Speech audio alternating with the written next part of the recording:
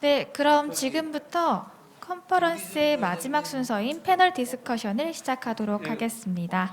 먼저 패널분들을 간단히 소개해 드리겠습니다. 한국개발연구원 안상훈 소장님, 동국대학교 오상우 교수님, 명지대학교 이상영 교수님, 한국소비자연맹 정지연 사무총장님, 한국섬유산업연합회 김기준 부회장님, 국제원자력대학원 박수진 교수님, 과학기술정보통신부 오태석 과학기술혁신조정관님이 오늘 토론을 위해 자리해 주셨습니다. 그럼 지금부터 본 세션의 사회를 맡아주실 서강대학교 김경환 교수님을 모시고 시작하도록 하겠습니다.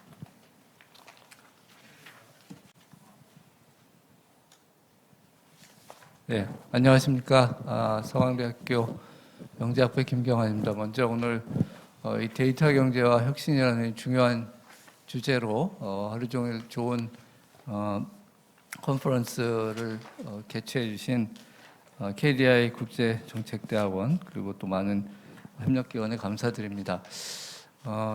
이게 마지막 세션이고 또 이제 패널 토론이 성격상 사실은 뭐 일종의 랩업도 있지만은 앞으로 뭘 해야 되는지를 생각하는 이제 그런 세션이 됐으면 좋겠습니다. 그렇지만 이상적으로 이제 모든 분들이 모든 세션을 듣고 거기에 대해서 비교해서 말씀하시면 좋은데 현실적으로는 그렇지 않기 때문에 제 생각에는 각 패널리스트께서 짧게 그 분야에서 중요한 이슈를 간단히 이제 말씀하시고 앞으로 이제 디지털 이 전환을 촉진함에 있어서 기회 요인과 제약 요인이 어떤 것인지 그 분야가 전체적으로 다른 분야에 비해서 얼마나 앞서 있는지 혹은 뒤처져 있는지 또 그 분야 안에서도 뭐 잘하고 있는 데와 좀 처져 있는 분야가 있다면은 어떤 건지 그런 걸 좀 말씀해 주시고 또 국장님께서는 이제 정부 차원에서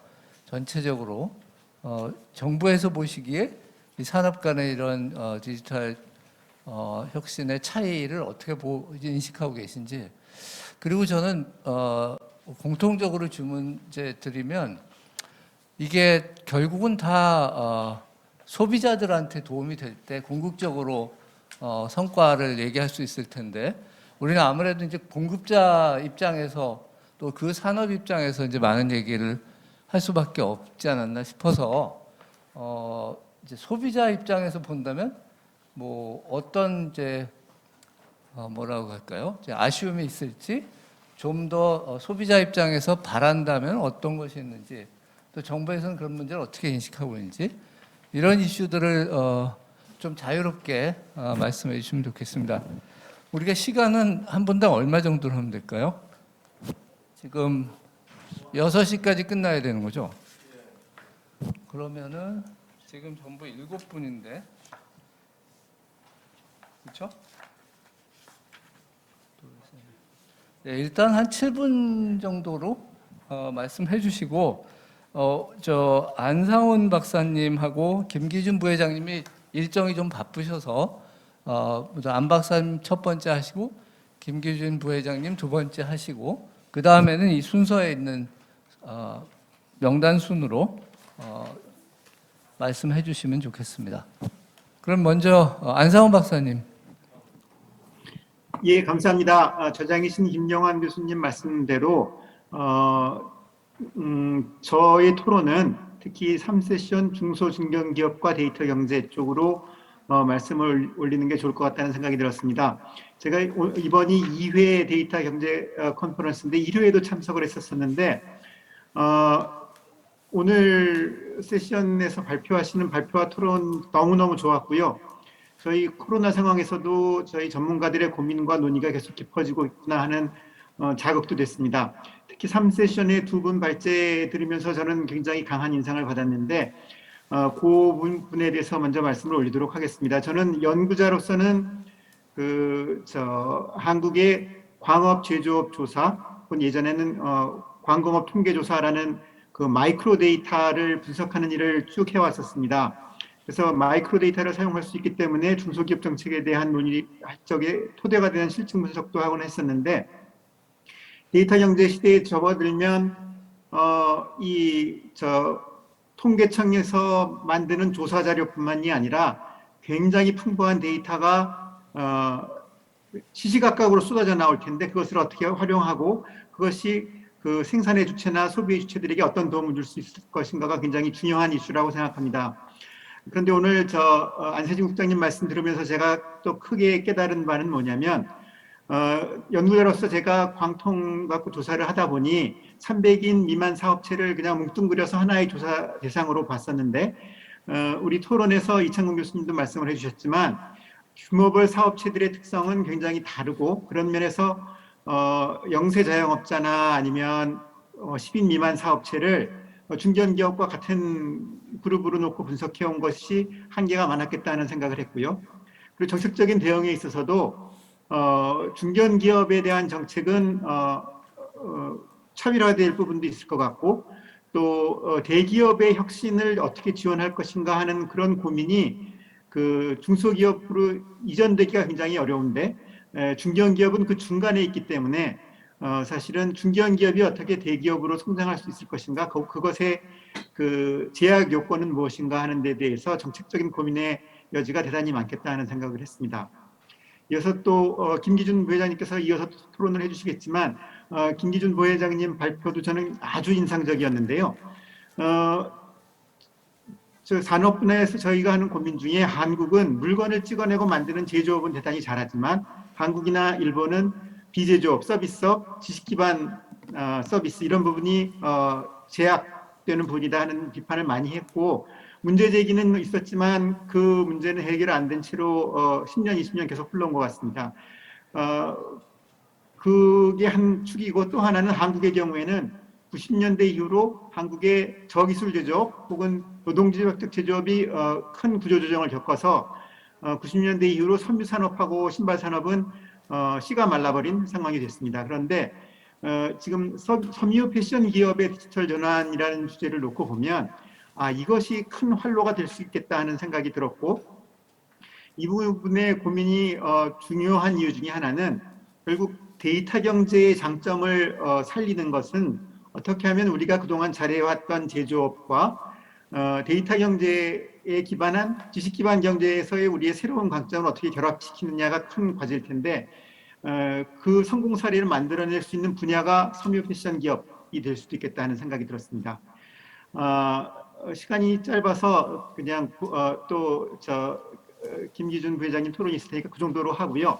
그리고 마지막으로 이창근 교수님도 지적한 것인데 저희 이 분야에서 정부의 정책적인 기업이 컸던 것이 스마트 공장을 3만 개를 만들자 이런 목표를 가지고 시도를 한 바가 있습니다. 근데 이것도 역시 제가 첫 번째 말씀드린 그런 문제점에 봉착을 하는데 영세 사업자에게 하는 스마트 공장 정책하고 스마트화 정책하고 그리고 중견기업에 대한 스마트화 정책이 차별화돼야 될 텐데 지금까지 목표는 개수 3만 개를 달성하다 보니 개수체익이 좋은 쪽으로 정치적인 노력이 많이 편향된 건 아닌가 하는 고민이 있었습니다. 그래서 이것이 앞으로 고민해야 될 부분인 것 같고 그런 차원에서 중견기업을 주목하는 그리고 또 어떻게 보면 제조업과 지식기반 경제, 디지털 경제의 융합이 가능한 부분에 대해서 우리가 조금 더 집중적인 고민을 하고 성과를 만들어내면 좋겠다 하는 생각을 했습니다. 이상입니다.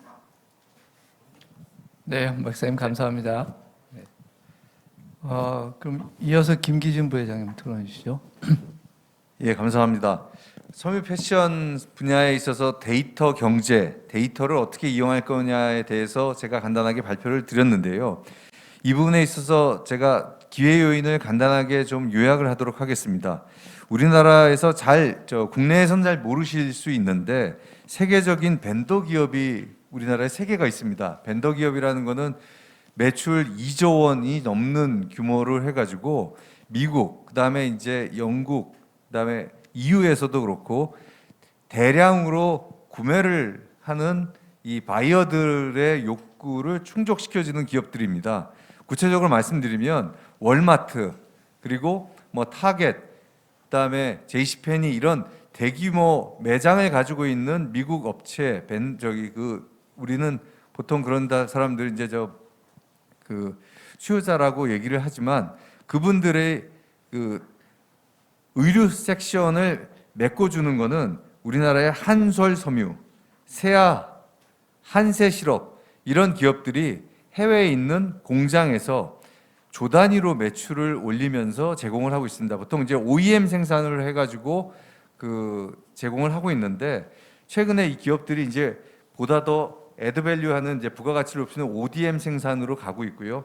특히 이 중에서 한솔섬유는 가장 디지털 전환과 있어서 빨리 움직이면서 베트남에 있어서 생산 공정에 있어서 이 스마트 공장을 만들려고 노력하고 있습니다. 아마 내년이 되면 전 세계에서 의류 생산과 관련된 가장 이 모범적인 스마트 공장을 지금 완공하려고 지금 생각하고 있습니다. 그래서 그런 부분이 제가 생각하는 이제 아까 안 박사님께서도 말씀하셨지만 우리나라 각각의 이제 생산성은 높지만 임금이 높아지면서 결국 가격 경쟁이 떨어짐에 따라서 중국으로 그다음에 베트남 현재는 이제 더 가격이 임금이 싼 방글라데시, 캄보디아 이쪽으로 움직이고 있는데 최근 코로나 때문에 지금 글로벌 밸류 체인이 재편되면서 더 이상 나라 간의 움직임도 이제 여의치 않고 하면서 국내의 제조 기반이 다시 또 만들어야 된다는 그런 이 긍정적인 기회 요인이 작동을 하고 있습니다. 이런 긍정적인 기회 요인이 또 국방부에서 전투복을 국산화 처음 소재부터 최종 봉제까지 국내에서 이루어져야 된다는 내용으로 지금 진행되고 있으면서 국내에서 다시 생산 기반이 마련될 수 있는 여건이 있기 때문에 그런 부분은 디지털 트랜스포메이션과 관련해서 우리나라 섬유 패션 기업에 있어서 해외 3대 기업인 클로등도 있고 그다음에 유통 분야에 있어서 IT 기업들이 굉장히 빨리 움직이면서 기회라고 생각하기도 하지만 장애인으로서는 이런 것이 빨리 움직이기 위해서는 디지털 인력이 많이 양성이 돼야 되는데 디지털 인력이 우수하면서도 또 한편으로는 현재 앞으로를 위해서 현재 있는 직업을 그만두면서 이 교육을 받아야 되는 많은 젊은이들이 이 불확실성이 크기 때문에 그런 부분에 있어서는 정부 쪽에서 역할을 할 수 있는 부분이 분명히 있다라고 생각하고 있고 그거는 안세진 국장님께서 말씀하시는 인력 양성 프로그램을 통해서 일정 부분 해결이 될 수 있다라고 생각하고 있습니다. 그래서 또 하나의 우려라고 하는 부분은 이 섬유 패션에 있어서 이 경쟁력을 갉아먹는 것이 명품들이 국내 패션 이제 브랜드를 비교를 해볼 때 백화점에서 수수료율이 굉장히 높아가지고 어려운 부분이 있었는데 그게 홈쇼핑이건 아니면 또 인터넷을 기반으로 하는 이 플랫폼 기업에 있던 무신사도 굉장히 수수료율이 낮다가 기존의 백화점만큼 또 높아졌습니다. 그래서 이런 부분들이 어떻게 하면 상생이라는 이슈랑도 같이 해가지고 같이 갈 수 있는지 그런 부분에 대해서는 제도적으로 그리고 또 이 연대화 협력이라는 차원에서 어떻게 하면은 우리가 이런 문제를 풀어갈 수 있을까 하는 부분은 또 섬유 패션 기업에 있어서 디지털 전환과 관련해서 역시 여전히 숙제가 아닌가 하는 생각을 가지고 있습니다. 이상으로 제 발표 말씀 말씀해 주시죠. 이제 그런 움직임과 관련돼서 보통 지역 경제가 이제 활성화되지 못하고 있다는 게 보통 얘기고 특히 고용 이런 문제와 관련 여러 가지에서 지역 문제가 심각한데 지금 말씀하신 그런 트렌드가 혹시 그러니까 뭐 외국에 나갔던 기업이 들어오는 그런 것까지 포함을 한다 그러면 지방 경제의 활성화나 이런 고용이라든가 이런 데와 연결될 수 있는 여지가 있는 건지 아니면 여전히 뭐 서울이나 아니면 수도권 중심으로 그런 혁신 그러니까 그런 뭐 인재들이 아무래도 거기 많을 테니까 여전히 그런 문제는 여전히 남을 것이라고 생각하시는지 좀 뭐 트렌드가 지금 어떻게 될지 잘 모르겠는데 어떻게 생각하시는 바가 좀 말씀해 주시면 감사할 것 같습니다. 두 부분이 다 연결돼 있을 거라고 저는 생각합니다. 일단 기획과 디자인에 있어서는 아무래도 수도권에 인력들이 모여 있을 수밖에 없는 것은 사실이고요. 근데 아까 말씀드렸던 것처럼 글로벌 밸류 체인이 이제 재편이 되는 과정에서 미국에도 수출이 잘 안 되고 그런 것들이 이제 베트남에서 생산을 못 하게 되니까 국내에 있는 현존에 남아 있는 그래도 제조 시설들이 부산 경남 지역에 많이 지금 몰려 있습니다. 그리고 수도권에도 일부 경기북부나 아니면은 구로 그다음에 동대문 근처에서도 아직까지도 좀 제조 기반이 있기 때문에 현재 코로나로 어려운 상황에서 여기는 굉장히 화랑이 되고 있습니다. 그리고 국내 브랜드 업체에서 어떤 말씀을 하시냐면 지금 현재 중국 내지는 베트남에서 생산하는 단가가 너무 낮기 때문에 거기 가 있는데, 예를 들면 그 격차가 100만큼 난다면 글로벌 밸류체인 재편 때문에 여러 가지 불확실성을 제고하기 위해서 자기네가 70을 부담할 용의는 가지고 있다라고 얘기를 하고 있습니다. 그러면 나머지 30에 대해서 정부 또는 어떤 이 상생 차원에서 해결해 줄 수 있는 부분이 있으면 다시 돌아올 수 있다는 생각들을 가지고 있기 때문에, 우리 이 교수님 말씀하신 것처럼 그렇게 들어올 경우에는 아무래도 수도권보다는 지역에 여러 근거를 해가지고 생산할 수 있는 기반이 마련될 수 있고, 그런 것들이 지역 경제 활성화에 도움이 될 수 있을 거라고 생각하고 있습니다. 이상입니다. 네, 이 교수님이 좋은 질문 해주셔가지고 유턴 기업의 문제 또 뭐 그걸 통한 지역 경제 활성화까지 짚어주셨습니다. 하여튼 이렇게 그 국내 기업들이 해외에서 이렇게 세계적인 벤더로 활약하고 있다는 걸 저도 오늘 처음 알았습니다. 감사합니다. 그러면 세 번째는 이제 이 순서에 따라서 오상호 교수님 토론해 주십시오. 네, 소개 감사합니다. 우리 이제 그 젊은 친구들이 창업을 하거나 대학생들이 뭘 할 때 맨 먼저 접근하는 분야 중에 하나가 이 의료 쪽입니다. 디지털 헬스케어를 이거는 수요가 확실하다고 생각을 하고 있는 것 같고요. 그다음에 이 수요를 통해서 뭔가 창출할 수 있을 거라고 생각을 하고, 뭐 먹는 거, 뭐 운동하는 거 이런 걸 쉽게 접근할 수 있을까 생각을 하고 막상은 들어오는데, 대부분이 그런 꿈을 갖고 그 헬스케어 쪽을 들어오고 나서 좀 지나고 나면은 그 다음에는 이제 생각보다 뭐가 해결이 안 되니까 그 다음에는 이제 어딘가에 해결 안 되는 원인을 찾기 시작합니다. 그 원인을 찾으면서 제일 많이 나왔던 이야기가 뭐냐면은 규제가 너무 심하다, 법적인 제한이 너무 심하다, 데이터를 안 푼다, 뭐 그런 논리였거든요. 근데 우리가 법적인 문제, 규제 문제를 풀어주려고 노력을 많이 하고 이번 정권도 들어서기 초부터, 이전 정권에도 그랬지만 많이 풀어졌는데 아직까지 해결이 안 되고 있거든요. 그게 그러면은 지금의 많은 스타트업들이나 그 아까 중견기업 레벨까지 올라가는 기업들도 있는데 그 기업들은 되게 힘들어합니다. 그다음 이제 네이버나 카카오나 이제 공룡 기업이 돼버렸죠. 그런 기업들도 지금 새롭게 이 헬스케어 시장을 들어오고는 있는데, 근데 사업 모델이 하나도 안 바뀌고 그다음에 이거 갖고 뭔가를 창출하고 뭔가를 새롭게 찾으려고는 하는데 뚜렷하게 못 찾고 있는 실정이거든요. 근데 그런 실정에 우리가 누굴 탓하고 제도적인 탓을 하고 뭐 그런 거보다는 사실 냉정하게 들여다봐야 되는데, 냉정하게 들여다볼 때 우리가 무슨 꽃을 심더라도 텃밭이 잘 가꾸어져야 돼. 뭐를 심어도 이게 예술이 자랄 건데 텃밭이 없는데 이걸 어떤 걸 할 수 있을까 하는 생각을 좀 해야 되거든요. 텃밭이라면 여러 가지 형태가 될 수 있습니다. 스타트업 기업들이 들어갔을 때 수요가 이미 어느 정도 형성이 돼야 하고 필요성이 형성이 돼야 되는데 안 되는 거죠. 아까 제가 발표 때 보여드렸던 그 앱 같은 경우도 그렇습니다. 근데 갑자기 우리 코로나 인증받은 그 인증서가 있어야 어디 카페라 들어갈 수 있다고 그러니까 갑자기 그거 다 다운받거든요. 그러니까 분명히 필요성이 있고 이게 기존의 의료 자기한테 뭔가 이득이 오고 하는 이 시스템적인 그러니까 우리가 어떤 그 스타트업이나 이 데이터 중심에 뭘 만들어주기 이전에 그게 어떻게 활용될 수 있는 그 오프라인상의 그 제도적인 거를 만들어주고 흐름을 만들어줘야 되는데, 그런 것들에 대한 설계가 지금까지 너무 그 부족했던 게, 사실 이 의료 데이터가 무슨 뭐 의사들 아니면 환자들이 이 데이터가 우리 거다 너 것이다 하고 싸우는 거 이전에 그게 먼저 돼야 되는데, 그걸 할 수 있음에도 불구하고 지금까지 설계가 미흡했다는 점 하나 꼭 짚고 싶고요. 두 번째 말씀드리고 싶은 거는 이게 의료 문제뿐만 아니라 다른 문제도 마찬가지일 텐데, 데이터 경제에 대해서 제가 관심을 가지고 오전부터 계속 와 있으면서 계속 수년 동안 생각했던 건 뭐냐면은, 데이터가 기업들은 데이터를 자산이라고 생각하는데 왜 개인들은 자산이라고 생각을 안 할까 하는 생각을 많이 합니다.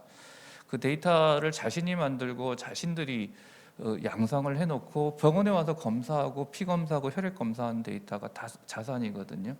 그걸 활용해서 다양한 산업들이 육성이 돼 있고 그걸 통해서 뭐 아까도 보여드렸지만 금융권도 그 데이터를 탐내고 있고 이렇다 그러면은 사실 그 데이터 자체가 개인 자산일 경우 또 우려 뭐그 개인정보보호법에 본인들을 많이 막고 있다고 이야기들 많이 하는데 본인이 어떤 회사나 어디에 제공할 권한을 가지면은 그런 개인정보 보호법도 다 해결이 됩니다. 유전자 정보도 해결이 되고요. 또 그걸 통해서 그 자산을 활용해서 자기도 어떤 수익을 얻고 그래야만 데이터가 자연스럽게 민간 차원에서 돌 수 있고 개인들이 관심을 가지고 이 규모가 커지는 그런 경제가 되지 않을까 싶은데 그런 것들에 대한 흐름을 자꾸만 뭔가 딴 이야기만 하는 거죠. 예를 들어 뭐 원격 진료 이야기를 해서 몇 년 동안 그 헬스케어 산업이 지체되기도 했고, 그다음에 개인정보, 유전정보 함부로 돌리면 안 된다는 그런 시민단체의 반발, 뭐 그다음에 그런 게 개인정보 보호법상의 문제, 뭐 이런 것들이 있었는데 사실 그 모든 그 데이터의 주권이라고 할까요? 그게 민간 차원의 개인이 어느 정도 가지고 돌아갈 수 있는 그런 형태가 돼야 데이터 경제가 활성화되지 않을까 싶습니다. 그래서 요약해서 말씀을 드리면은 그 일단 이런 것들을 좀 활성화시키는 보건의료 쪽에서는 저희들도 노력을 해야겠지만 그런 것들을 활성화 있는 텃밭을 일단 좀 많이 일궈야 될 것 같고 그걸 통해서 회전이 될 수 있고 또 만들어야 되고 또 데이터의 주권을 의료 소비자들이 좀 가져서 그걸 본인이 자유롭게 활용을 하면서 자산화시키는 게 그 필요하지 않을까 생각을 하고 그래서 저희는 이제 그 소비자 연맹하고 소비자 중심 건강 포럼이라는 걸 만들어서 그런 일들을 좀 하고 있습니다. 근데 아직은 뭐 코로나 이후에 이런 데 관심이 좀 덜해졌는데 아마 끝나고 나면 좀 관심이 있지 않을까 싶고 그런 것들을 저희들이 지향해서 좀 가야 이 보건의료 쪽은 좀 데이터가 좀 살아나지 않을까 생각을 하고 있습니다. 이상입니다. 네. 교수님 제가 잘 몰라서 그러는데 개인이 이제 자신의 건강 데이터를 자산으로 생각하고 활용할 수 있으면 좋겠다 말씀하셨는데 그게 개인들 개별 차원으로 가능한가요? 아니면 이게 집단이 형성이 돼야지 어떤 매스가 돼야 가능한가요? 네, 굉장히 중요한 말씀이십니다. 근데 병원에 있는 정보는 보험회사에서 저한테 아니 그 병원에서 진료 기록 가져오세요 하면은 그 병원은 반드시 진료 기록을 써줘야 됩니다. 근데 지금은 어떻게 되냐면은 그러니까 데이터에 그걸 받아올 수 있는 권한이 법적으로 보장돼 있고 병원은 반드시 제공을 해야 되는데 종이 형태로 프린트 형태로 주거든요. 그걸 디지털화 시키면서 그걸 가져와서 보험회사에 주면은 또 그걸 또 활용해서 블록체인 기술을 활용해서 내 정보가 어떻게 활용되고 그걸 수익을 누가 얻고 있고 이런 과정을 추적할 수 있는 시스템이 된다 그러면은 이게 충분히 자산화될 가능성이 높아지고 또 이런 데이터에 대한 그 개인이 그 중요성을 좀 더 인식하고 그걸 소중하게 생각하고 또 그런 것들을 또 자기에게 맞게 주면은 그 아까 말씀드렸던 개인정보법이 막혀 있고 의료법이 막혀 있어 내 이런 서비스를 못 한다는 그런 문제는 특히 데이터 문제는 좀 많이 해결이 되지 않을까 싶어서 말씀드렸습니다. 교수님 감사합니다. 그러면 온라인으로 다음에는 이상현 교수님께서 토론해 주시기 바랍니다. 네.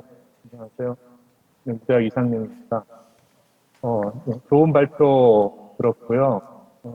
말씀하시는 거에 대부분 공감이 됩니다.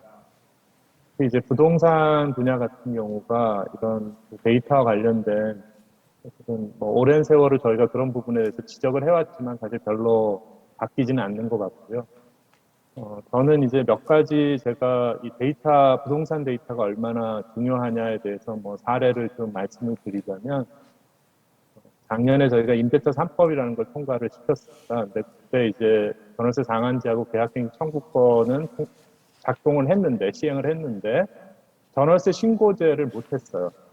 그래서 이게 올해 6월 1일 날 시작이 됐는데, 1년이라는 시간이 걸린 가장 큰 이유는 임대주택에 대한 데이터베이스가 없다는 겁니다. 근데 사실은 그게 시작되기 전에는 이게 부동산원이 또는 뭐 LH에 뭐 이런 관련된 임대 자료가 상당히 있을 거라고 기대를 했지만 실질적으로는 구축을 할 수 없는 상황이었던 거죠.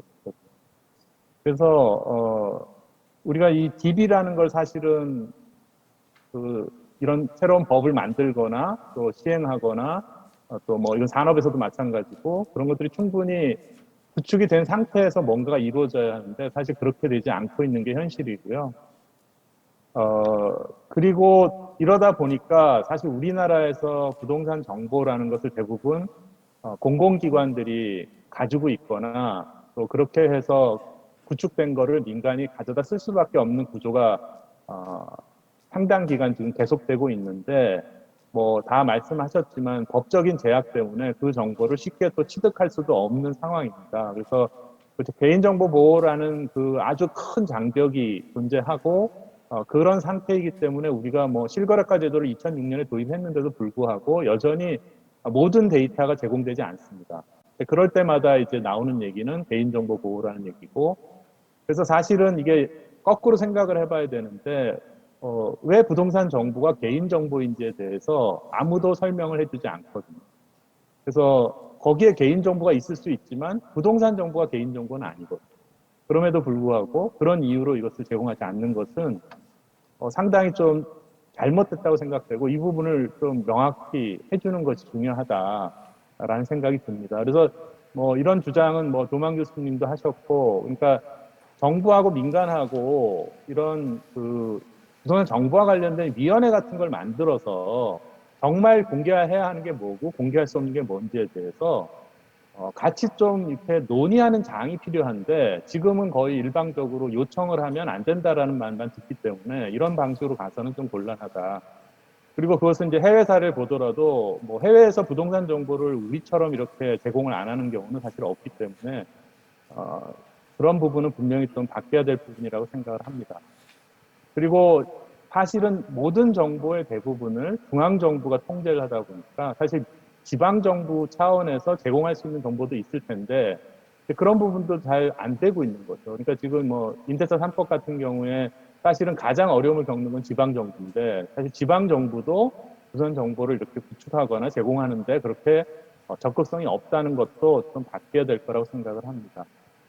두 번째는 최근에 미국에서 이제 진로라는 아주 유명한 이제 부동산 포탈이 주택을 구매하는 아이바이어라는 프로그램에서 철수를 한다는 기사가 났어요. 그래서 그날 미국 진로의 주가가 폭락을 하는 사태가 있었는데 그 아이바이어라는 모델의 원래 이제 가장 핵심적인 사업을 하는 회사는 오픈도어라는 회사인데 이제 오픈도어는 예를 들면 누가 물건을 팔겠다 그러면 일주일 안에 그것을 이제 구매를 해서 그것을 다시 리모델링해서 파는 이런 사업을 했어요. 그런데 그 사업이 미국에서 굉장히 활성화가 되니까 진로도 그 동일한 사업에 진출을 했었는데 결국은 그 구매한 주택의 예상 가격이 진로가 예상한 가격하고 차이가 나기 시작을 한 거죠. 그래서 그 결과로 해서 진로가 완전히 그 사업에서 철수를 할 수밖에 없는 상황이었어요. 근데 이제 이게 의미하는 바가 뭐냐면은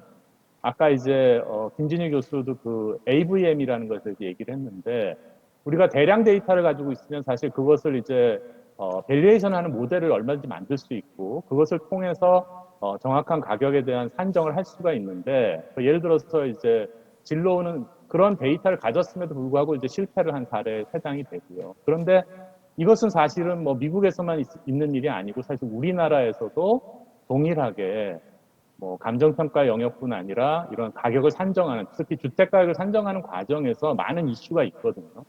그러면 그런 이슈들을 사실은 공공이 계속 감당을 하겠다고 하지만 제가 보기에는 지금의 프로텍의 기술이나 이런 발전을 보건대 충분히 협업할 수도 있고 또 다양한 밸류에이션의 어떤 영역이 존재하기 때문에 이런 부분들을 좀 오픈시켜 줄 필요가 분명히 있다는 거죠. 그래서 공공에서 꼭 고집해서 다 하겠다라고 하지 말고 그래서 아까 이제 그 허윤경 박사가 그 빅밸류 같은 사례도 얘기를 했는데 사실 빅밸류가 아파트 시장의 데이터가 비교적 정확한 거에 비해서 비아파트 시장이 굉장히 이 가격 산정이 어렵고 그러다 보니까 이것을 대출하는 기관들이 정확하게 가격 산정을 못하고 있거든요. 그래서 이 부분의 문제가 어떤 사회적 문제로 지금 나타나고 있냐면, 예를 들면 전세 반환 보증 같은 게 굉장히 지금 어려움을 겪고 있거든요. 그렇게 되는 배경 중에 하나는 이런 비아파트 주택에 대한 밸류에이션을 잘 할 수 없기 때문에 그런 거고, 근데 이 기관이 이제 그런 실거래를 모아서 제공을 했던 기관이죠. 그런데 이제 이 기관이 또 기존에 이런 어떤 그 평가하는 기관들하고 이제 트러블이 나기도 하고 이런 상황들이 그런 부분도 저희는 좀 사회적으로 어떻게 보면 낭비가 일어나고 있는 거죠. 그래서 이런 부분들도 좀 앞으로는 해소될 필요가 저는 있다고 생각을 하고요. 그래서 이 프로텍이라는 새로운 사업이 생겨나면서 과거보다는 이제 데이터에 대한 중요성이나 이런 것들은 많이 진전이 됐지만, 그럼에도 불구하고 여전히 정부에서의 그런 어떤 정부 부동산 정보를 공개하는 어떤 수준이라든지 또는 업계 내에서의 어떤 트러블이라든지 이런 문제들이 여전히 계속 존재하고 있고, 이 문제를 그냥 기존에 하듯이 그냥 업계가 알아서 해결해야 되는, 개별적인 업체가 소송을 통해서 해결해야 하는 문제인 것인지, 아니면 조금 더 적극적으로 정부와 이런 업계와 또 학계가 좀 협력을 해서 이런 부분을 해결해 가야 할 것인지, 이런 부분을 좀 앞으로는 좀 더 논의를 하는 게 필요하겠다. 예컨대 이제 금융위가 샌드박스 같은 걸 만들어 줬지만, 심지어는 샌드박스 안에 들어가서도 그런 소송이나 규제를 완전히 벗어나지 못하거든요. 그래서 이런 부분들을 좀 앞으로는 바꿨으면 좋겠다는 생각이 들고요.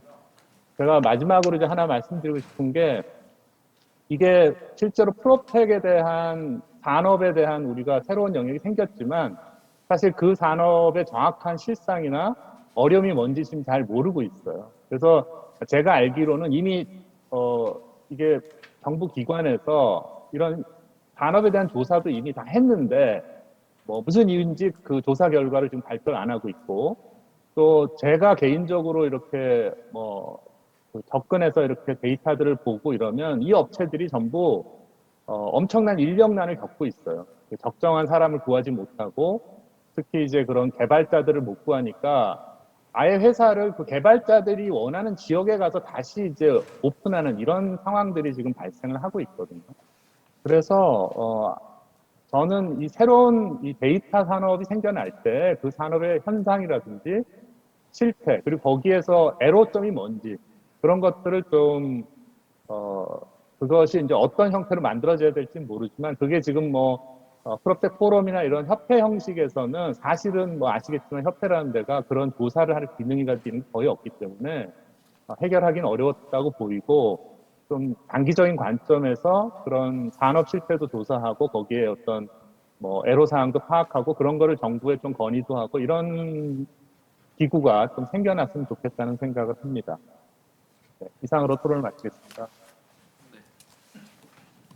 네, 감사합니다. 이 새로운 산업에 있어서의 이런 데이터 기반 경제에 대한 기여나 또 제약 요인에 대해서 좀 정부가 더 관심을 가져야 되겠다, 이제 이런 말씀을 해주셨습니다. 이어서 한국소비자연맹의 네. 정지연 사무총장님께서 토론해 주시기 바랍니다. 네, 안녕하세요. 한국소비자연맹 정지연입니다. 데이터 경제와 혁신, 매우 수준 높은 학술대회에서 토론을 맡게 되어 매우 영광스럽게 생각합니다. 금융, 의료, 부동산, 중소, 중견기업도 다양한 분야의 논의를 들으면서 미처 생각지 못했던 부분에 대한 좀 생각도 열리고 공부가 많이 되었고요. 특별히 그 섬유 패션 분야는 디지털, 그 데이터 분야에서 사실 많이 들어보지 못했던 분야인데, 오늘 발표 들으면서 디지털 포메이션이 매우 인상적이었고 이게 좀 확장성이 있겠다 싶었고요. 좀 프라우드함을 좀 느끼는 좀 시간이었던 것 같습니다. 정부에서 이제 데이터 성공 사례를 사실 굉장히 열심히 찾고 있는데 일반 소비자에게도 쉽고 아주 좋은 사례라는 좀 생각이 들었습니다. 디지털 혁신과 관련해서 이제 소비자 관점에서 바라봐야 한다는 말씀과 이제 실내 환경이 중요하다라는 이제 말씀이 사실 중간중간 계속 나와서 매우 공감이 되었고 감사했습니다. 근데 저는 소비자 단체에서 활동하고 있기 때문에 소비자와 이제 시민사회 관점에서 이제 고민했던 부분을 이제 몇 가지 말씀드리려고 하는데요. 시민사회 단체에서 이제 앞서서도 이제 뭐 반대하고 뭐 이런 말씀을 사실 많이 주셔가지고 매우 다양한 이제 단체들이 있고 다양한 시각에서 이제 활동을 하고 있는데 소비자 단체에서 활동하는 이제 저는 이제 소비자 보호도 굉장히 중요하고요. 함께 활용을 통한 기술의 편익을 소비자가 누리는 부분도 매우 중요한 가치라고 생각하고 있습니다. 소비자는 이제 안전할 권리, 그다음에 정보 제공을 받을 권리, 선택할 권리, 교육을 받을 권리, 뭐 적절한 보상을 받을 권리 등 이제 소비자 8대 권리를 보장받아야 하고 한국소비자연맹은 이제 이를 실천하기 위한 활동을 하고 있습니다. 그래서 소비자의 8대 권리는 이제 디지털 경제에서도 데이터에서도 저는 동일하게 적용돼야 된다고 생각을 하고 있습니다. 코로나19를 경험하면서 이제 소비자들이 생각보다 굉장히 빠르게 디지털 사회에 이제 적응을 하고 있는 것 같습니다. 그래서 디지털 사회가 되면서 이제 소비의 대상이라든지 소비 과정 등이 많은 것이 변화하고 있기 때문에 디지털 사회에 대한 이제 접근과 고민도 이제 달라져야 된다고 생각을 합니다. 사실 이제 정부가 데이터 활용을 위해서 많은 노력을 하고 있는데 속도나 성과 면에서 어려움을 겪고 있는 이유는 이제 여기에 기업들은 이제 현행 법제도의 문제점을 많이 얘기하긴 하지만 저는 이러한 한계를 극복하고 속도감 있게 추진하기 위해서는 이제 소비자의 주권과 권리 강화를 통해서 소비자가 참여하고 스스로 통제하도록 하는 것이 매우 중요하다고 생각을 합니다. 그래서 소비자의 알 권리, 선택할 권리 같은 이제 권리를 지키면서 소비자들이 데이터 시대의 편리성을 누릴 수 있는 좀 방법을 강구하고 이를 통해서 소비자의 신뢰를 얻게 된다면 데이터 활용이 보다 활성화될 것이라고 생각이 됩니다.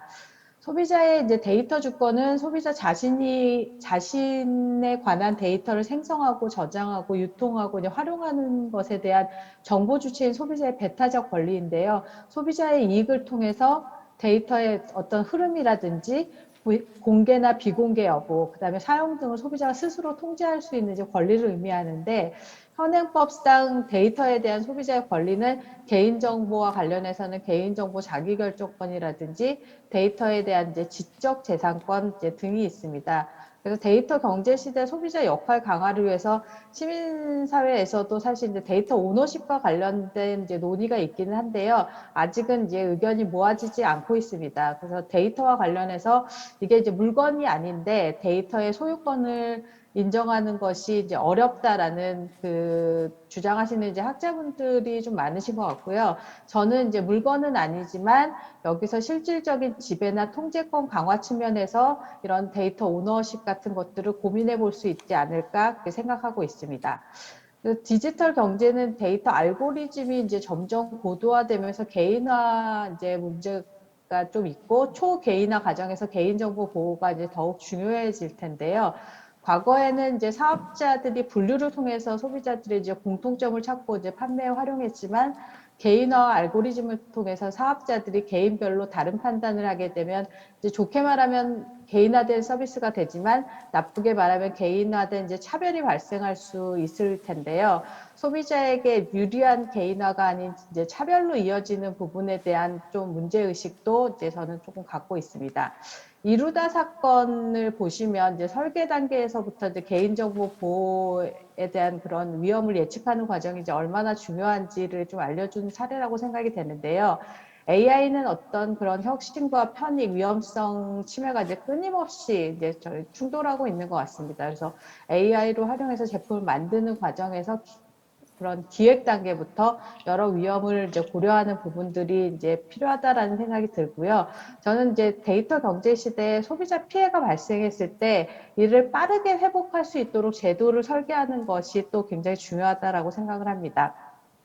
의료 정보의 경우에 이제 특별히 민감한 개인정보로 활용과 관련해서 사실은 이제 시민사회 안에서도 굉장히 많은 논란이 있는데요. 아까 이제 오상호 교수님께서 진료 정보는 소비자의 것이다 라고 이제 명확하게 정의를 해주셨기 때문에 그걸 제가 이제 받들어서 열심히 한번 좀 활동을 해보도록 하겠습니다. 저는 이제 의료 소비자 운동을 하는 이제 소비자 입장에서 진료 정보의 교류 같은 것들이 사실 매우 필요하다고 생각하고 있습니다. 그래서 의료 소비자가 정보의 주체가 되면 개인정보 침해에 대한 우려는 낮추면서 이제 편의성을 이제 높일 수 있다고 생각하는데요. 진료 기록의 이제 주체가 이제 의사냐, 이제 환자냐에 대한 지금 아직 논란이 굉장히 첨예하고, 진료 기록에 대한 사실 이제 표준화가 없이는 이게 활성화가 어려운 것 같습니다. 그래서 의료 소비자가 정보 주체가 돼서 진료 정보 교류가 이루어진다면 사실 이제 굉장히 많은 부분을 해결할 수 있다고 생각이 되거든요. 그래서 중복 활용으로 인한 그런 방사능 노출도 이제 줄일 수가 있고, 소비자 입장에서는 좀 비용을 절감할 수도 있고, 또 진료 기록을 들고 다니지 않아도 되고, 어떤 응급 진료 상황에서도 활용할 수 있고, 그런 보험금 청구 간소화 같은 것들 측면에서도 소비자에게 굉장히 편의성이 높을 거라고 생각이 됩니다. 이제 데이터와 관련해서는 사실은 이제 너무 지나치게 데이터 활성화 쪽에 조금 포커스가 된 부분에 대한 조금 저는 이제 문제의식을 사실 조금 갖고 있는데요. 가명 처리를 하면 이제 정보 주체의 동의 없이 상업적 활용이 이제 가능하다는 부분에 대해서도 이제 시민사회 안에서 사실 이제 여러 논란이 있는 상황입니다. 그래서 데이터 이동과 관련해서는 이제 플랫폼의 독점을 막기 위함이 이제 목적인데, 사실 이제 한국의 마이데이터 사업 같은 경우에는 개인정보의 상품화를 이제 촉진하는 것으로 너무 많이 변질되어서 시민사회 안에서 이제 이 부분에 대한 조금 우려가 큰 상황입니다. 그래서 마이데이터 사업 활성화 이전에 소비자의 이제 개인정보 보호를 엄격하기 위한 제도적인 보완이 조금 더 필요하다라는 생각이 있습니다. 그래서 저는 개인적으로요. 그래서 개인정보 자기결정권과 이제 이동권 행사 등의 방법에 대한 구체적인 관리 체계 개발 없이 마이데이터 사업이 시행되게 이제 굉장히 빠른 트랙으로 지금 진행이 되고 있는데, 개인은 서비스 이용을 위해서 이제 수동적으로 약관에 동의하게 되고, 정보 이동 이후에는 자신의 정보가 어떻게 활용되고 사용되는지 알 수 없기 때문에 정보 주체로서 이제 역할을 할 수 없게 되고요. 이런 부분들이 이제 우려가 계속 이제 생기게 되면 활용에 있어서 저는 굉장히 걸림돌이 된다고 생각이 됩니다. 그리고 또 한 가지는 이제 동의제도에 대한 조금 그 개선이 필요하다라고 말씀드리고 싶은데요. 데이터 사용과 활용에 있어서 소비자가 이제 관련 내용을 정확하게 알고 판단할 수 있도록 이제 알고 하는 동의가 될 수 있도록 하는 부분들이 굉장히 중요한데, 그러기 위해서는 이제 구체적으로 동의 절차를 이제 마련하는 것이 좀 필요하고, 또 원하지 않으면은 소비자가 이를 처리할 수 있는 그런 과정도 또 명확하게 제시되어야 할 거라고 생각이 됩니다.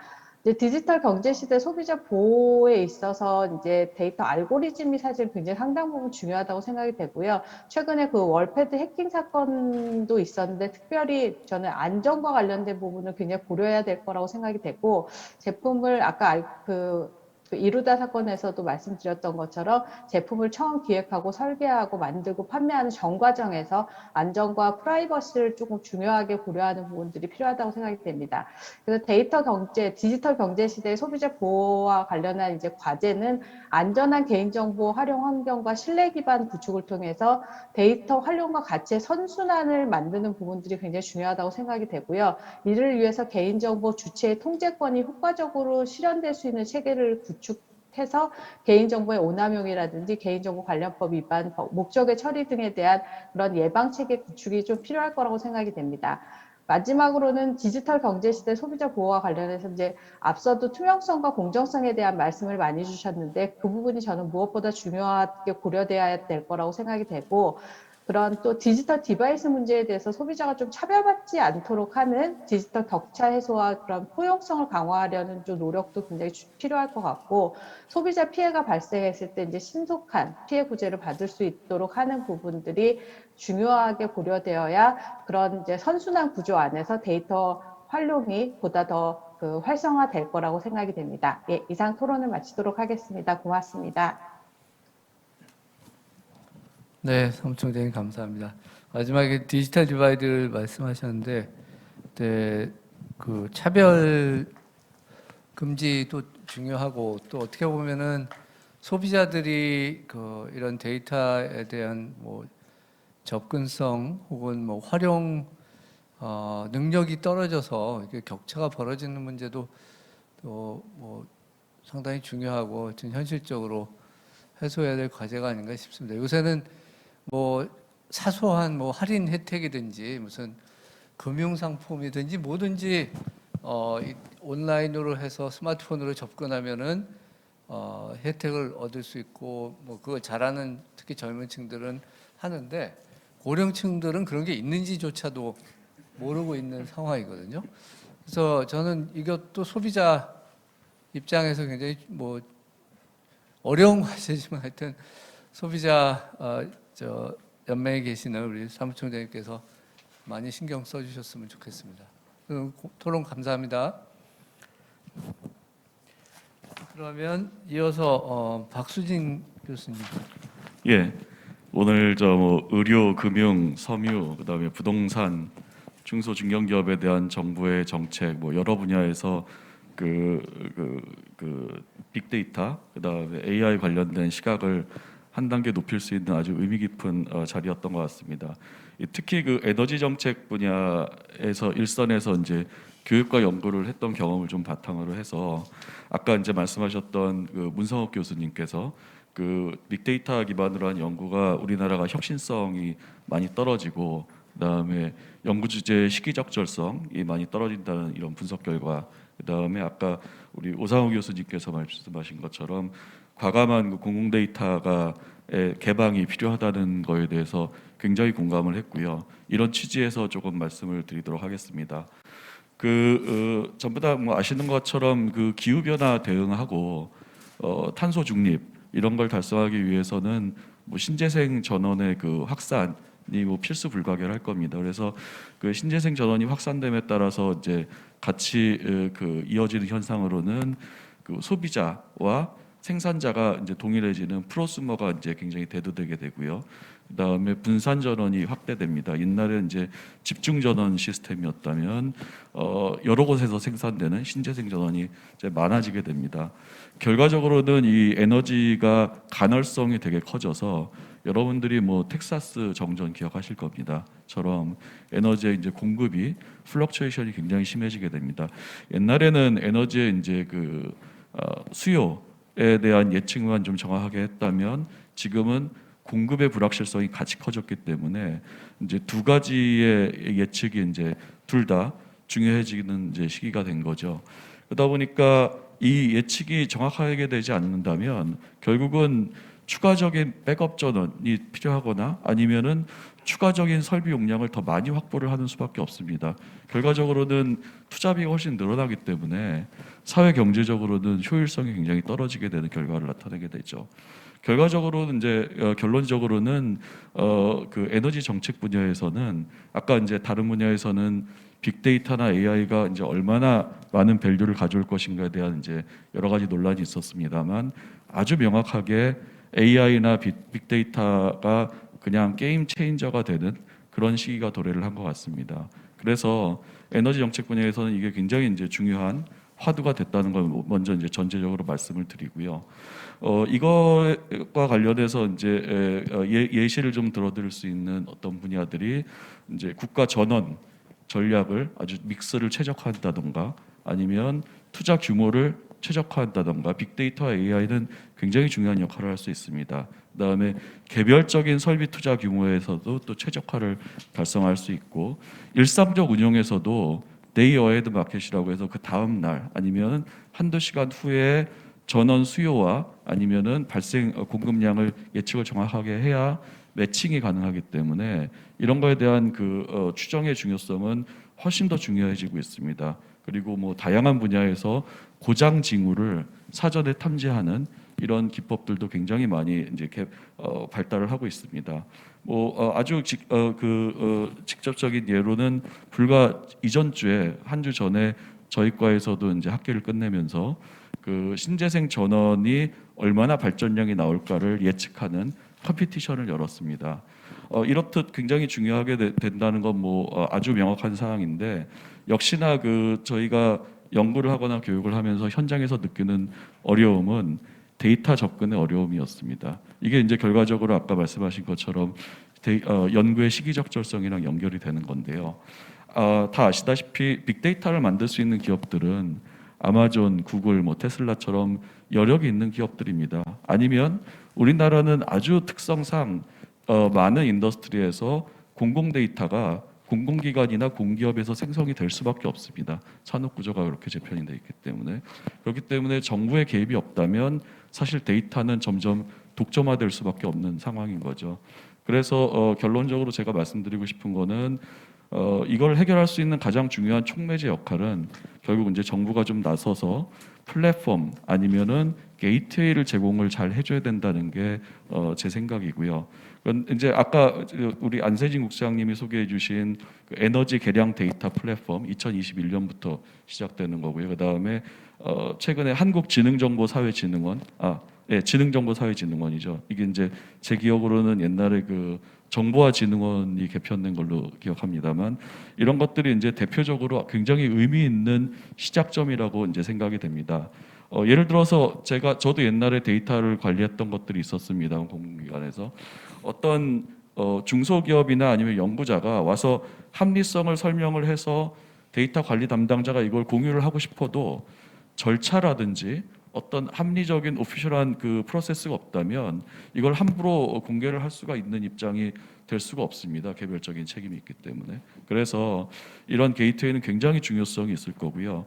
다만 이제 개인적인 바람, 향후에 이걸 어떻게 운영하는 거에 대해서 개인적인 바람을 좀 추가하면서 토론을 마치도록 하겠습니다. 가장 중요한 거는 결국은 데이터를 사용하는 그 커스터머 아니면 이것으로 베네핏을 볼 수 있는 소비자입니다. 그렇기 때문에 제가 알기로는 아직까지는 이게 초기 단계이기 때문에 그 어떤 위원회를 열고 전문가의 자문위원회를 가지고 어떤 데이터를 공개할 것인지 어떤 데이터를 만들 것인지를 결정을 하는 걸로 알고 있습니다.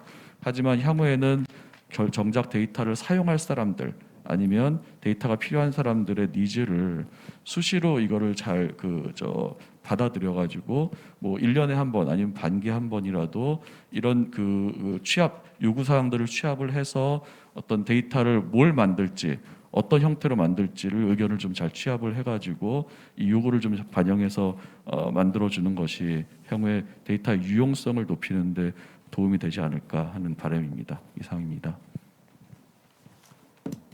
교수님 감사합니다. 그러면은 마지막으로 우리 정부에서 오태석 국장님께서 좀 종합적으로 여러 이슈를 말씀해 주시기 바랍니다. 네.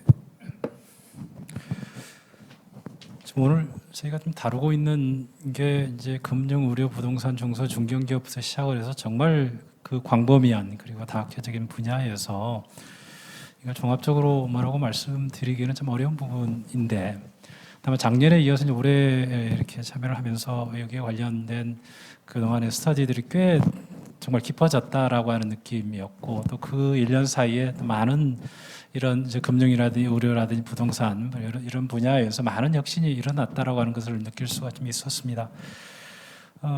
전체적으로 이제 정부 쪽에서 이제 하는 입장에서 무슨 얘기를 할 수 있을까를 좀 보고 고민을 좀 했는데 어차피 이제 제가 이제 과학기술정보통신부에 있는 입장에서 저희 쪽에서 데이터 경제 그 위에 상위에 있는 디지털 경제와 관련된 그리고 디지털 전환과 관련된 이런 화두를 가지고 관계부처와 이제 여러 협력들을 해오고 있습니다. 여러 가지 지금 오늘 들으면서 아까 이제 뭐 데이터 공개와 관련된 부분들, 공공기관의 역할과 관련된 부분들 사실 한 10년 전에 들었던 얘기들인데 아직도 우리 사회가 참 안 변하고 있구나라고 하는 부분들을 보면서 반성도 좀 했습니다. 그동안 정부는 정부 나름대로 그래도 뭐 한다고 해왔습니다. 일단 제도적 관련해서 이런 데이터의 유통 활용과 관련된 이런 제도적으로 어려운 부분들 사실 법적으로 걸려 있는 부분들 또 불명확해서 제대로 이게 행동이 이루어지지 않는 부분과 관련해서 뭐 작년에 이제 데이터 3법도 개정을 했고 최근에는 데이터 산업 진흥 및 이용 촉진이라고 하는 법률도 진행을 했고 그래서 내년 4월에 이제 시행이 되는데 그와 관련해서 하면 조금은 그동안 데이터 산업과 관련해서 유통과 관련해서 여러 가지 인력 양성 관련해서 좀 나아질 것 같고 아까 이제 또 산업계는 산업 디지털 전환 촉진법도 제정이 돼서 이제 산업계에 있어 산업 데이터 활용에 관한 이슈도 좀 바뀌어가는 것 같습니다. 그 외에도 이제 규제 개선과 관련해서 샌드박스를 포함해서 여러 가지 이슈들을 정부는 한쪽에서는 나름대로 이제 이런 데이터 경제 활성화라든지 디지털 경제 활성화 또는 그걸 스타트업들을 위한 여러 가지 고민들을 하고 있는데 진도가 나가는 부분도 있고 여러 가지가 또 걸려 있어서 안 나가는 부분도 있습니다. 그러나 방향은 그 방향으로 가고 있다라는 걸 말씀을 좀 드리고 그래서 이제 이 제도적 측면에서는 아까 이런 것처럼 부처 간 협업이라든지 민간 협업이라든지 이런 부분에 아직도 이제 거버넌스 문제, 사실은 부처 간에 나눠져 있는 문제, 또 담당자 결정을 해야 되는데 여러 가지 이유로 이제 왜 이유도 말도 않고 이제 공개를 안 하는 거 뭐 이런 부분들과 관련해서는 여러 가지 거버넌스에 관한 얘기도 좀 논의들이 있어서 아마 그것도 이제 내년이라 뭐 좀 가면 어느 정도 또 정리가 돼서 한 걸음 더 나갈 수 있지 않을까 하는 기대를 좀 하고 있습니다. 참고로 이제 정부의 이제 디지털 경제 관련해서는 작년 재작년부터 저희가 디지털 뉴딜이라고 하는 걸로 관련해서 디지털 경제 촉진을 위해서 여러 가지 꼭 시급하다라고 하는 전 분야는 아니지만 그런 부분에 대한 투자들을 해오고 있는데 그 관련 예산이 이제 내년 예산은 33%가 금년 대비 늘어서 2조 7천억 정도가 됩니다. 세부적으로 좀 보면 인공지능 학습을 위한 이제 데이터 구축과 관련된 예산도 많이 좀 늘었고 어쨌든 그렇던 데이터댐 구축을 통해서 뭐 AI 학습을 통해서 여러 가지 부문별로 좀씩 나아지는 부분도 있는 것 같고 또한 인공지능을 여러 분야에 이제 융합해서 적용하기 위한 이런 프로젝트에 대한 지원들도 계속 좀 되고 있고 또 디지털 분야에서 새로운 기술들이 굉장히 빨리 변화하고 있습니다. 그래서 이 디지털 경제 활성화를 위한 그런 환경과 관련된 환경 조성과 관련된 되게 중요한 이슈인데 그래서 메타버스 관련해서 VR, AR 뭐 콘텐츠 산업 육성을 위한 부분도 정부 민간이 합동해서 좀 하고 있고 또 디지털 트윈 관련해서 핵심 기술 개발하는 부분도 좀 많아서 결국 이런 기술 개발 발전에 빨리 따라가는 거 그리고 이런 것들이 현장에 적용될 수 있게 하는 것도 결국은 디지털 경제도 좁기는 데이터 경제와 관련해서 또 그거 관련해서 여러 가지 비즈니스 하시는 분들에 많은 영향을 좀 미칠 수 있을 거라고 생각이 좀 들고요. 디지털 경제 측면에서 보면 저희는 이제 그런 이제 틀을 만드는 이제 제도적 이런 문제도 되지만 또 정부가 해야 될 일 중에 하나가 관련 핵심 기술들을 개발을 해 주는 게 정부의 역할이라고 생각을 합니다. 그래서 저희가 좀 중요하게 생각하는 것은 인공지능 기반의 플랫폼 관련 핵심 기술 개발 관련해서 여러 가지 AI 관련 기술들, 머신러닝 관련 기술들, 또 이와 관련된 대규모 컴퓨팅 이런 역량에 관한 부분들 그런 부분에 대한 필요성도 인식을 하고 있고 또 이제 지능형 자율 이동 시대가 왔지 않습니까? 자율주행 관련해서 엄청난 데이터를 활용을 해서 사실은 그것도 이제 어떻게 보면 이제 데이터 경제의 일환일 텐데요. 그럼 자율주행차나 또 UAM 관련해서 이게 현실화돼 가고 있고 또 상용 서비스를 하기 위한 그런 준비 작업들도 있고 또 초중강 현실 서비스를 구현하기 위한 핵심 역량 확보, 이게 뭐 디지털 트윈이라든지 메타버스라든지 또 확장 현실이라든지 뭐 이런 부분들 또 초연결화 사회 지원 인프라를 위해서 초차선 네트워크 문제도 되게 중요한 이슈로 돼 있어서 그리고 마지막으로는 또 지능화 융합 관련 아까 AI 했지만 뭐 그 관련해서 여러 분야에서 오늘 나온 산업 분야에서도 이제 디지털 대전환분이 많이 이루어지고 있지 않습니까? 그래서 의료나 뭐 이런 물류라든지 제조 이런 뿐만 아니고 국방 분야에서도 이런 그 AI나 이런 부분들을 디지털 기술을 활용한 많은 변화들이 있어서 사실 국방 자원도 많이 지금 병력 자원도 줄어들고 있지 않습니까? 그런 측면에서 탈바꿈하려는 노력도 있고 또 환경, 그다음 아까 에너지 이야기하셨지만 사실은 그쪽 분야에서도 굉장히 많은 이제 데이터를 중심으로 그걸 활용한 여러 가지 정책들을 펴야 되고 그 외에도 뭐 재난 안전, 최근에 이제 코로나 사태를 보면서 얼마나 많은 것들을 했습니까? 저희가 빅데이터를 이용해서 예측하고 어떻게 방역 대책을 세우고 하는 문제는 되게 중요하다고 생각을 좀 하고 있습니다. 그래서 이런 작업들은 꾸준히 좀 해 나갈 거고.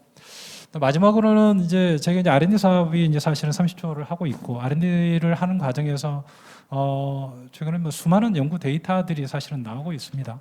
데이터들이 나와서 이제 그런 것들에 대한 아까 뭐 이런 공공에 관련된 아까 이런 직접적으로 산업 관련 데이터뿐만 아니고 연구 현장에서 이런 데이터들을 축적 어떻게 관리하고 또 유통하고 실제로 활용할 건지 공유할 건지에 대한 이슈들이 좀 많아서 이제 그에 관한 부분들을 제도적으로 좀 정비를 해야 될 필요성을 좀 느끼고 있고 특히 바이오 데이터에 관한 니즈들이 특히 좀 많습니다. 바이오 데이터 관련해서 생물 자원 관련 데이터도 많고 아까 의료 현장에서 나온 데이터를 말할 것도 없고 그래서 그런 데이터들을 어떻게 활용할 거냐 문제 그리고 기존에 많은 데이터 플랫폼들이 좀 있는데 이런 것들이 각각에 지금 되어 있는 부분들을 어떻게 연계해서 활용해 나갈 건지에 대한 이슈들도 있어서 저희 이제 R&D 쪽과 관련해서는 그런 부분들을 어떻게 정비해서 이런 전체 데이터 경제 그리고 이제 전체적으로 지향하는 그런 관련해서 또 데이터 뭐 공개 뭐 이런 부분과 관련해서 좀 개선할 수 있도록 같이 정부 측면에서 노력을 해 나가도록 하겠습니다. 감사합니다.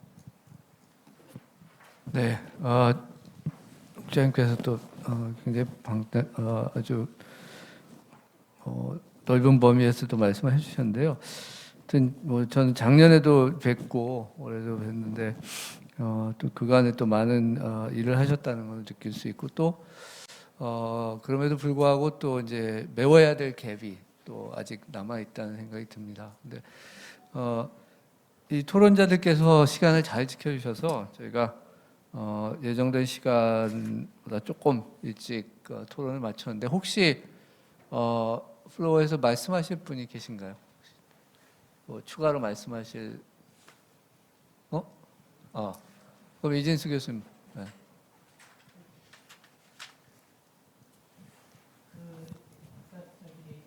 의료 부분의 개인 데이터에 대해서 소유권에 대해서 말씀을 해주셨는데 사실은 그거는 뭐 다른 부분도 마찬가지 아닐까 싶습니다. 예를 들면 페이스북 같은 경우에 이제 그런 개인 데이터를 기반으로 해가지고 특정화된 어떤 마케팅을 하고 거기서 얻는 수익이 대부분의 어떤 그 수익의 원천으로 보이는데요.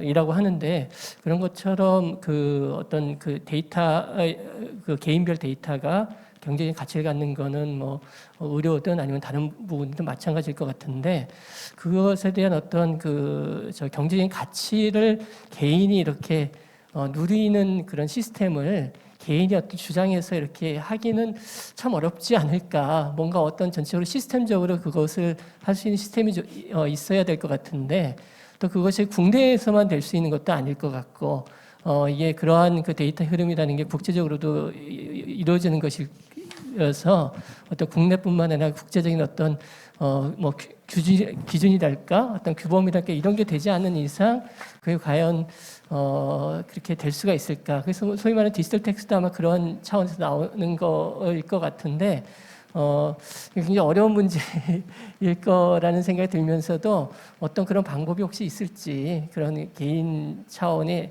보다는 조금 더 그 넘어가는 어떤 그런 그 제도적인 뭔가 이런 그런 것이 과연 뭐 흐름이나 아니면 그런 가능한 부분이 있을지 굉장히 어려운 얘기라고 생각이 들고 좀 이렇게 좀 구름 잡는 얘기라고 생각이 들면서도 궁금한 생각에서 여쭤봅니다. 예, 굉장히 핵심적인 질문을 해주셔가지고요. 그 IBM이 왓슨을 우리나라 대학병원에 들어와서 의료 빅데이터로 해서 뭐 인공지능으로 진단을 하고 치료를 하겠다고 그랬는데 왜 IBM이 한국을 택했을까? 그것도 대학병원을 잘 아시다시피 미국에서 그 내시경 한 번 하는데 300만 원, 항암 치료하려면 몇천 원, 몇 억이 날아가는 나라거든요. 근데 우리나라 의료보험 제도하에서 그런 데이터가 너무 쌓여 있는 겁니다.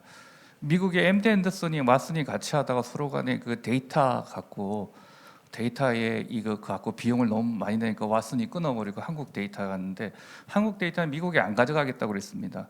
근데 가져갈 필요가 없죠. 한국에서 트레이닝 시켜서 그 AI를 트레이닝 시키면 되니까 결국은 한국에 있는 데이터 갖고 트레이닝을 해서 가져갔거든요. 그거 갖고 부가 산업을 크게 육성하지 못했지만은 데이터의 가치는 우리 의료가 갖고 있는 데이터의 가치는 전 세계의 어느 나라보다 방대한 양으로 그 비싼 비용으로 얻을 수 있는 데이터는 이미 쌓여 있습니다. 그러니까 외국이 할 수 없는 그런 데이터 양을 갖고 있고, 근데 우리가 그 데이터의 중요성, 그러니까 우리가 그거의 자산 가치를 못 느끼고 있는 거죠. 그걸 활용을 해서 쓰면 되는데, 그러면은 그 병원이나 이런 데가 사실은 이 데이터를 갖고 법원을 좀 필요하면 세계적인 그런 회사들하고 같이 구글이라든지 했으면은 그 굉장히 탐낼 만한 내용이거든요. 근데 또 거꾸로 이야기하자면은 개인이 있지 않습니까?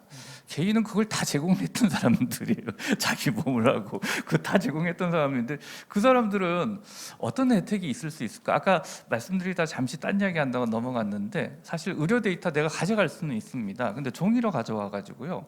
그걸 다시 엑셀로 넣어서 그걸 다시 보내고 PDF로 전환해서 요즘 미국 같은 경우는 의료 데이터가 전산화한 데이터가 그걸 스캐닝하는 회사들이 있거든요. 의무 기록을. 그래서 디지털화 한다고. 근데 우리는 다 돼 있어요. 근데 그걸 왜 또 종이로 해가지고 그게 기술의 문제입니까? 아니면은 시스템의 문제죠. 아니 요새 병원 가면은 네. 엑스레이 찍으면 바로 컴퓨터로 넘겨주지. 맞습니다, 맞습니다. 옛날처럼 안 들고 예, 다니죠. 예. 그래서 그걸 갖다가 서로 간에 내 엑스레이에 대해서 누군가가 AI 기업이 이걸 해서 수익을 창출하면은 내 데이터를 가져올 때 계약을 하면 그래서 여기에 수익을 얼마를 준다든지 로열티를 주고 그렇게 하는 방법은 없나요? 그게 사실은 있는데 네. 그걸 다 이렇게 뭔가 서로 간에 만약에 그걸 시작한다 그러면은 이제 의료계에 이게 좀 복잡한 이야기인데 의료계에 또 시민하지 아까 이렇게 트여 있고 아주 협조적인 분이 계신데 또 다른 쪽은 내 데이터를 활용해서 의료 민영화를 하려고 하는 건가? 의사들은 이거 내 데이터 이거 우리 영역인데 쟤네들이 또 침범을 해서 내 영역을 뺏어가는 거야. 이게 집단 이익하고 이게 막 맞물려서 돼 있는데 이런 문제를 풀 수 있는 제일 좋은 고리는 아까 말씀해 주셨지만은 소비자가 그걸 결정할 수 있는 권한을 제도적으로 보완을 하면은 그런 문제가 자연스럽게 하나씩 해결해 나갈 수 있지 않을까. 이게 기술적으로도 제도적으로도 가능한 문제임에도 불구하고 안 되는 문제들은 사실 그걸 만들고 누가 봐도 정당한 권리를 주장할 수 있는 거는 바로 소비자. 저는 환자라는 표현을 잘 안 씁니다. 왜냐하면 이제는 환자가 너무 많아졌고 그 환자가 아니라 의료 소비 형태의 건강검진 데이터도 있지 않습니까? 그 의료 소비자한테 그런 권한을 주자는 게 아까 정지현 사무총장도 네. 같은 이야기였던 것 같습니다. 네. 네, 감사합니다. 오늘 저는 많은 세션을 듣지는 못했지만 작년에 이어서 많은 것을 배웠고 또 큰 틀에서 보면 이게 경제 또 입장에서 보면 이게 데이터 경제, 플랫폼 산업 이런 게 종전의 통상적인 이제 diminishing marginal return이 아니라 이제 increasing return to scale이 되는 이제 그런 이제 아주 본질적인 변화고 또 우리가 이런 코로나 같은 예기치 못한 사태를 겪으면서 또 새로운 기회도 생기고 우리가 갖고 있었던 역량을 드러내는 또 그런 어떻게 보면은 이제 계기가 되기도 했다는 생각이 듭니다. 그래서 저는 이제 이런 이제 컨퍼런스를 매년 이렇게 작년도 12월 달 하셨는데 그 좋은 기획인 것 같고 이런 것들이 이제 정착이 되면 그러니까 한 해를 돌아보는 이런 프로그레스 리포트 같은 것도 생각해 보실 수 있고 거기에 정부의 입장에서도 작년에 본 디지털 전환, 데이터 경제 현황과 비교하는 그런 어떻게 보면 그런 백서 같은 것도 이제 앞으로 나오고 그러면 더 좋겠다는 생각이 들었고 저는 결국은 이제 기술의 문제도 있지만은 이거를 끌고 가는 이제 기술 인력 또 그것을 실제 사업이나 정책에 반영할 수 있는 리더십 그리고 궁극적으로는 이런 것들을 엮는 가버넌스가 점점 더 중요해지지 않는가 그런 생각을 하게 됩니다. 그래서 오늘 이렇게 제 귀한 컨퍼런스를 주최해 주신 KDI 스쿨 그리고 서강대학교 또 여러 관련 기관 여러분께 감사드리고 또 성공적인 컨퍼런스를 축하드리고 마지막 세션에서 좋은 토론을 해주신 패널리스트들께 다시 한번 감사드립니다. 감사합니다. 네, 이상으로 준비된 모든 세션을 마치도록 하겠습니다. 오늘 긴 시간 참여해주신 여러분들께 진심으로 감사드립니다. 모두 건강한 연말 되시길 바라고요. 저는 여기서 인사드리지만 마지막으로 조만 교수님의 마무리 인사 듣고 마치도록 하겠습니다.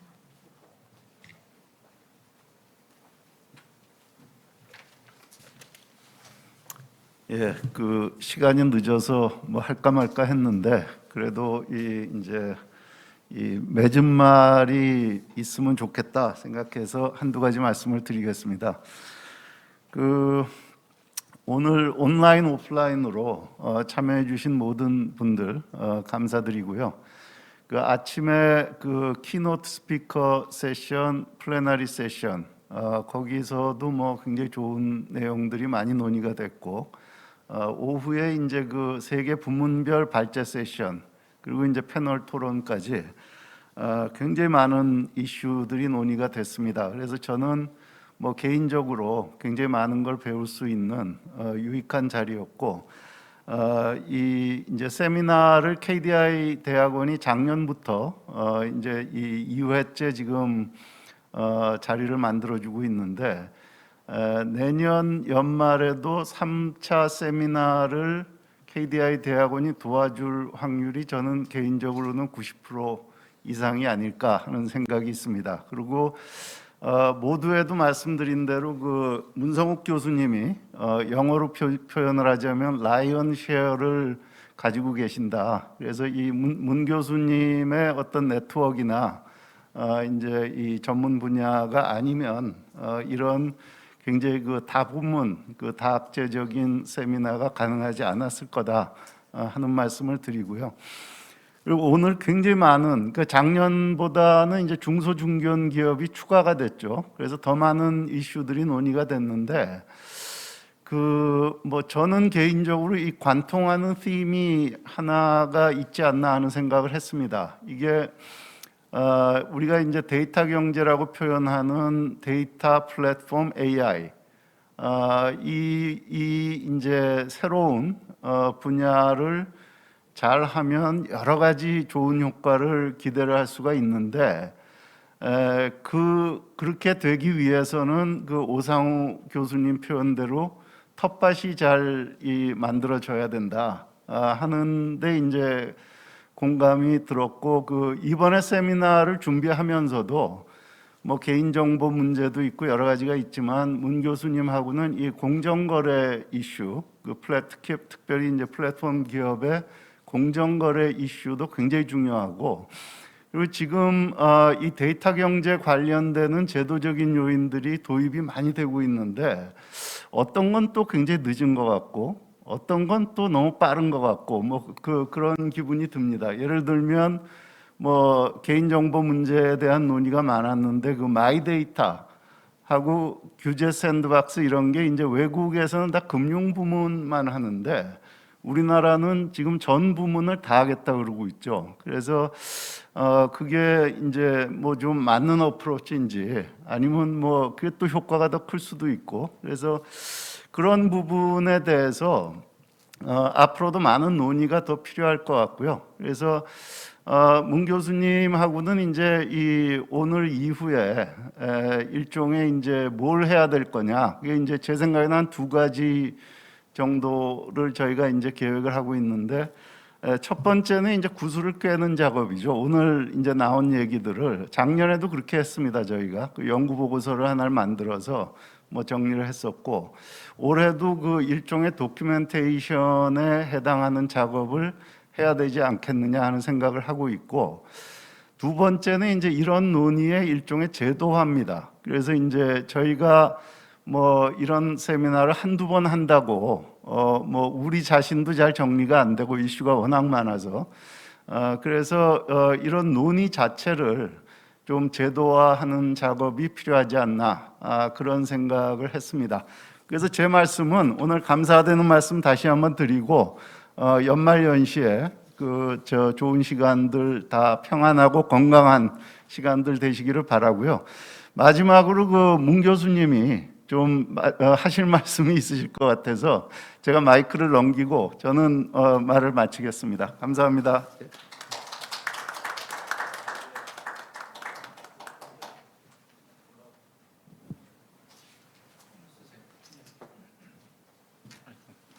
예, 오늘 더 무엇보다도 저 이 귀중한 시간 내주신 우리 김경환 교수님, 그다음에 오태석 차관부님, 그다음에 오상호 교수님, 그다음에 박수진 교수님 감사드리고, 그다음에 그 미리 이제 그 퇴장을 하셔서 인사는 다 못 드리지만 각 그 플래너리 세션이나 그 이 토론에 참가해주신 그 토론자들, 그다음에 발제자분들 다 진심으로 감사드리겠습니다.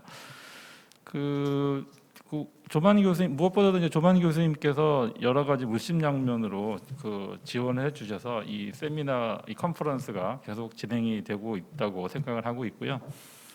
그 아까도 말씀드렸지만 이 데이터 경제라고 하는 게 모든 필드를 공통으로 이렇게 꿰뚫는 키워드가 되고 있고, 더 중요한 거는 여기에 꿰뚫리지 않는 필드를 찾는 게 더 빠를 정도로 지금 급속도로 확산이 되고 있기 때문에 저희들이 다뤄야 될 이슈들은 어떻게 보면 이 폭은 넓어지지만 동시에 또 굉장히 한쪽으로 이렇게 굉장히 중요한 주제로 이렇게 또 수렴하는 또 그런 현상도 좀 느끼고 있습니다. 왜냐하면은 굉장히 달라 보이는 필드에서 일어나고 있는 현상들이 사실은 유사한 토픽들의 베리에이션이라는 생각이 굉장히 많이 들기 때문에 그런 면에서 이제 어떤 토픽의 베리에이션이 어떤 필드에서 나타나느냐 이걸 또 임피리칼 측면에서도 보고 그다음에 어떤 이걸 좀 더 모아서 이제 시어리 측면에서도 보고 이거는 이제 어떤 폴리시로 연결시키는 그런 컨퍼런스로 이 컨퍼런스를 유지하기 위해서 더 많이 좀 노력을 하도록 하겠습니다. 그래서 여러분들께서 계속 도와주셔야 가능한 일이기 때문에 내년에도 할 거고 앞으로 내후년에도 할 거고 할 예정입니다. 그래서 많은 지속적인 관심과 노력 애정 부탁드리겠습니다. 감사합니다. 예.